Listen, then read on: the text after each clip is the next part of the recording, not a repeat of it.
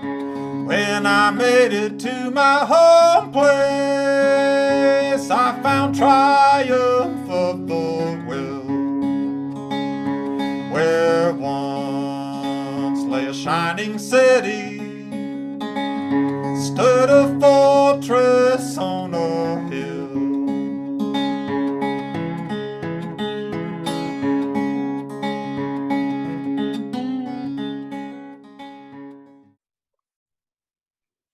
There we go. David Swanson, welcome to Fortress on a Hill. Thank you for coming to chat with me today. Hi, thanks for having me on. So I'm really new to World Beyond War, and I find so much great stuff on your guys' site. And I attended that militarism in the media webinar earlier in the year. I know you have a multi-week one coming up. I can't remember what the name of it was, but could you give our listeners just a quick breakdown of what World Beyond War is about? Yeah, well, I could go on for hours, and people can look at the website for hours at worldbeyondwar.org. But basically, it is an organization that's global, that has members in 175 countries, that is dedicated to advancing us toward the complete abolition of war and preparations for war and militaries and weaponry, and to do so through both education and activism. So activist campaigns dedicated toward closing military bases, divesting monies from war profiteering, educational campaigns, including an online course that we're doing right now, aimed at getting people to understand the possibility and the desirability and the necessity of abolishing war, and how to take that message to others.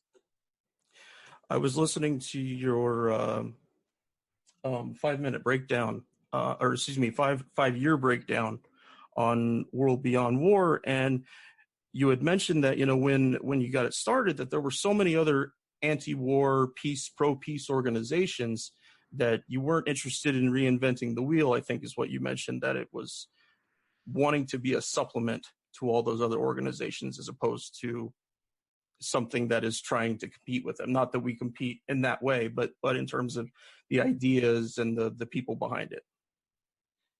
Yeah, and I think I've already mentioned what we saw as the unique need, namely that we have an organization aimed at the abolition of the whole institution of war, that could talk about not just the mistakes or the misdeeds of a particular war or battle or weapon system, but the problems created by the entire institution, which of course kills more people through the diversion of resources away from human and environmental needs into militarism than it does through all the wars, and which does extensive environmental damage as much through the preparations for war as through the wars, and so forth.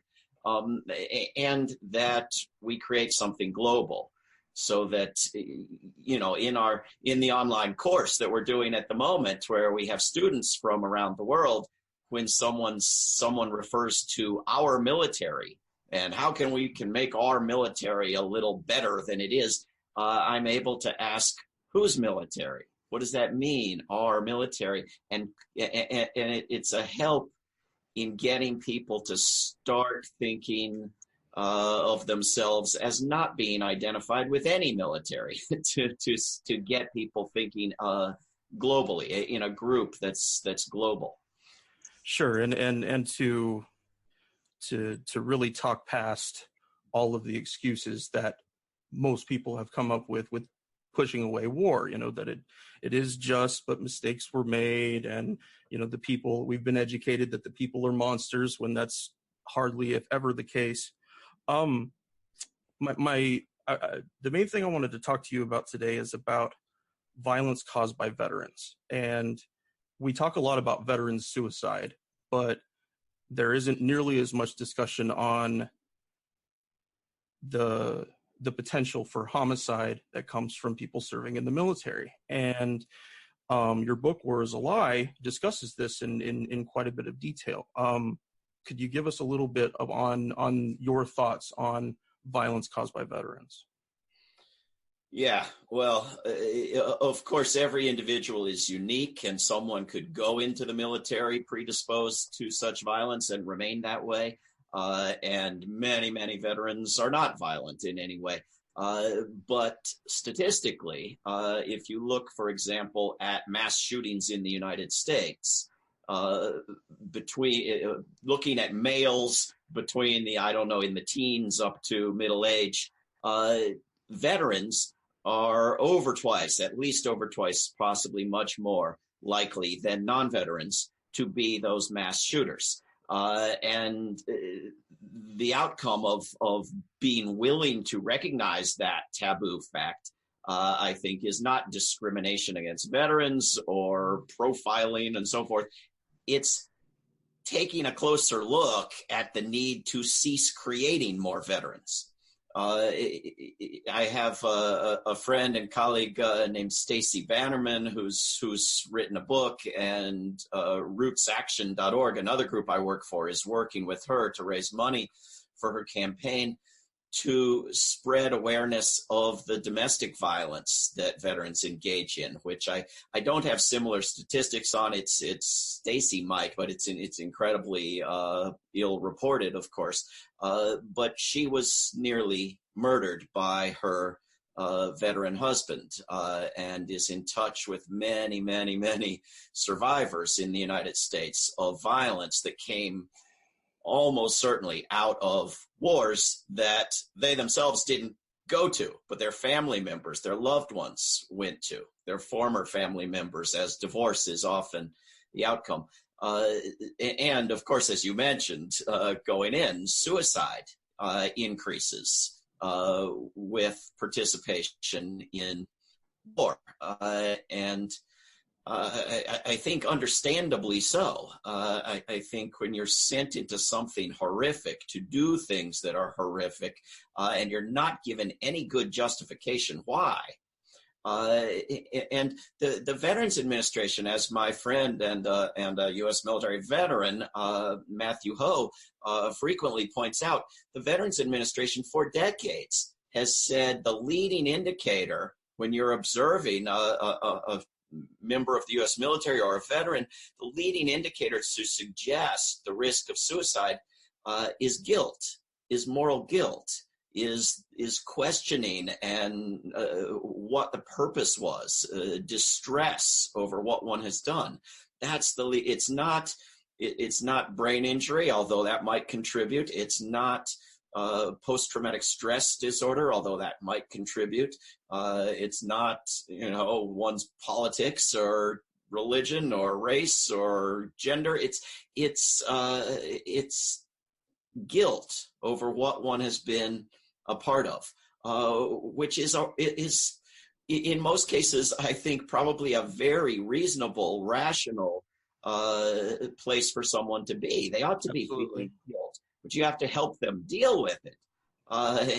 And it's not clear that this society is doing a very good job of helping them deal with it. And I don't think there's any excuse for having the problem in the first place. We need to stop creating people with that guilt, stop the wars.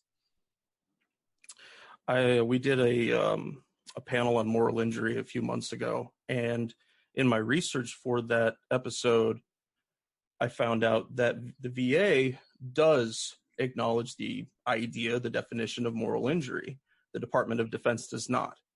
And you see that really radical jump for people because, some even pro-war veterans would certainly be a lot more willing to admit the damage to their brothers versus the damage that happened overseas. But take that next step there and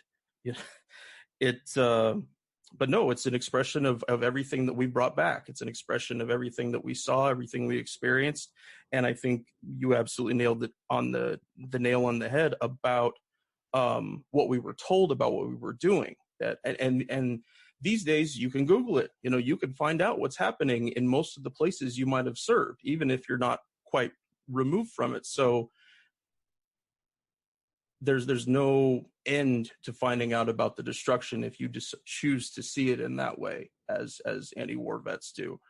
The definition of a mass shooting. Do you think that the current one, which if I remember right, it's at least 4 people were killed in the shooting? Do you think that that's still a honest metric of discussing these? I don't know. I suppose different definitions would be useful for different purposes. Did you have a better?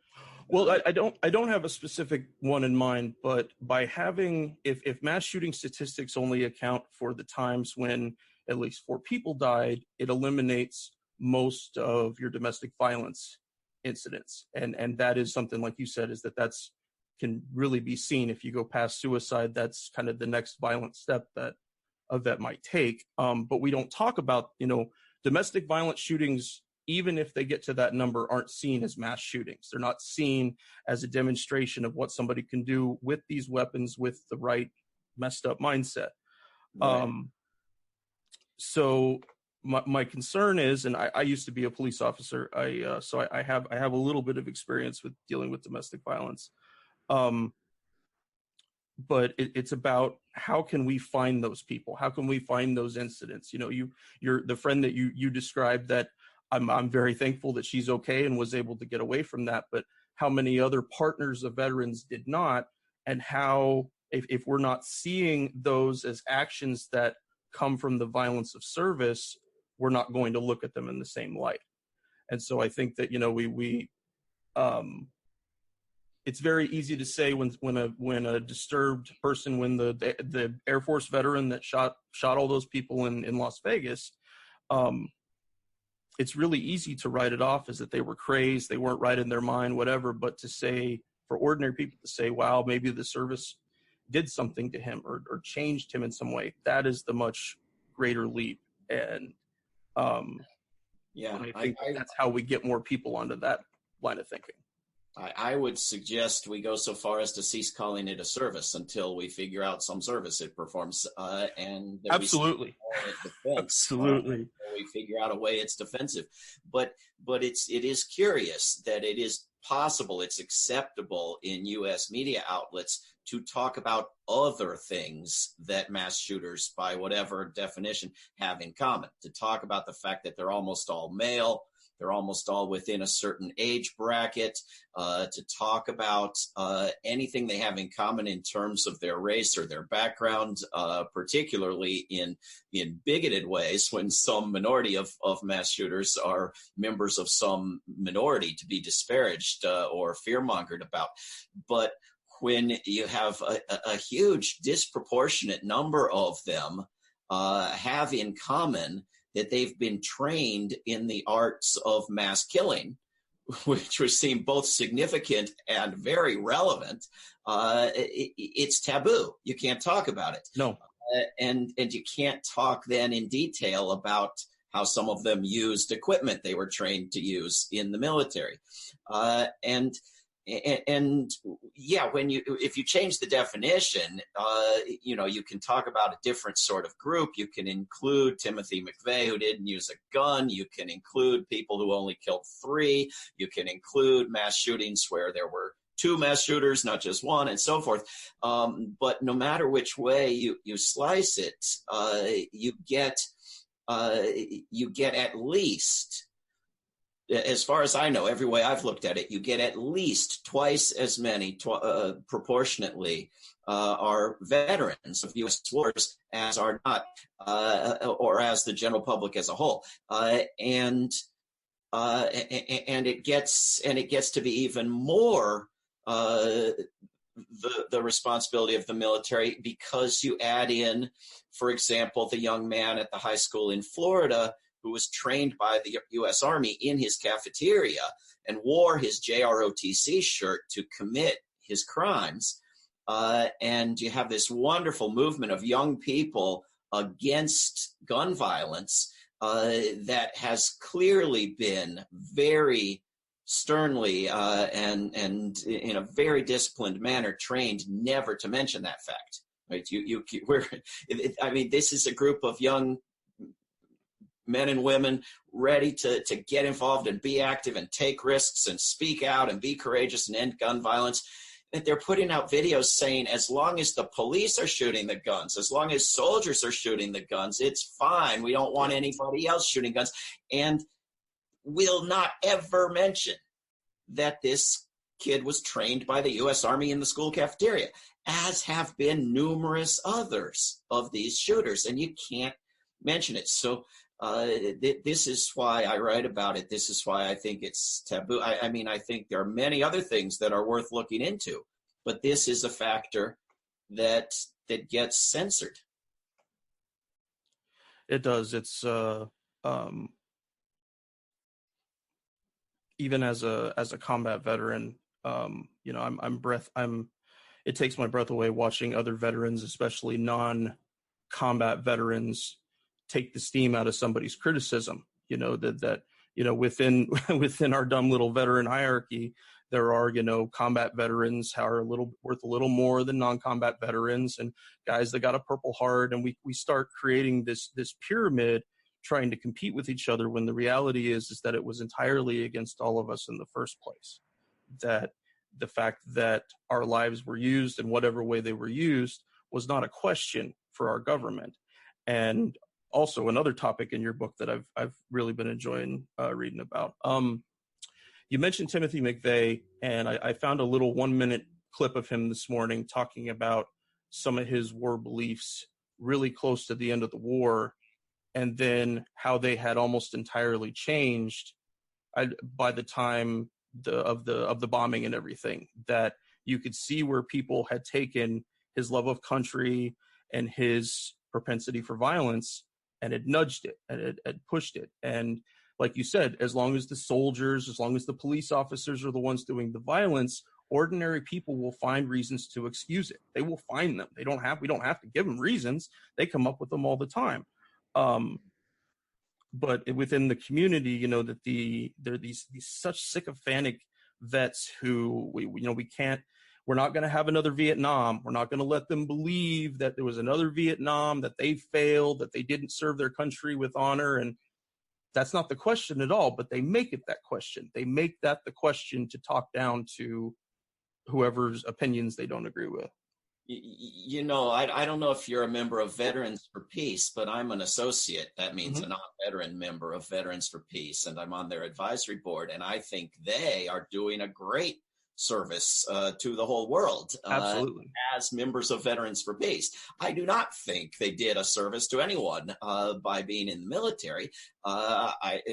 Everyone makes mistakes. Everyone is put in difficult situations that some others of us have had the privilege not to be put in, and so forth. But it is possible, as long as you're alive, to begin doing a great service, even if you haven't yet. Yes. It's not too late. Timothy McVeigh, I think it's very interesting that when he murdered all of those people, he said, exactly like a just war theorist out of a United States university. Yeah.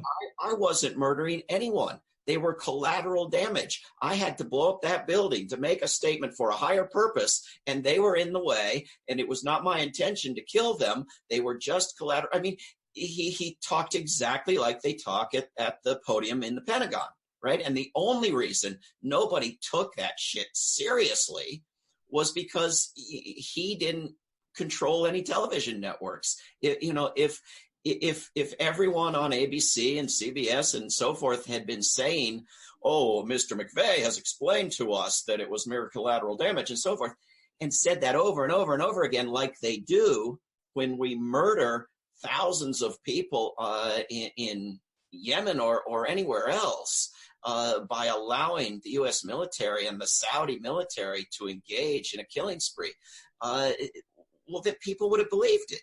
People would have understood it. Timothy McVeigh would be a hero rather than a villain. This is the power of repeating something, no matter how ridiculous it is, thousands of times in people's living rooms, on their televisions, through their computers. And so Timothy McVeigh's reasoning was perfectly up to grade. He just wasn't in the position to have the privilege of using it. Yeah.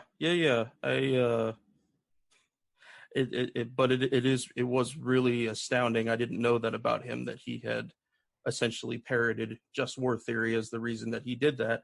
But something I'm going to study more as time goes on. David, I know you're out of time. Thank you so much for chatting with me today. I know you're a real busy guy. Can you tell the listeners real quick where to find your work? You can go to davidswanson.org and a couple of groups I work for that we've mentioned, worldbeyondwar.org and rootsaction.org. All righty. Thank you so much for coming on, David. I hope we'll have you on again. Sounds good. Thank you. All right. Take care. You too.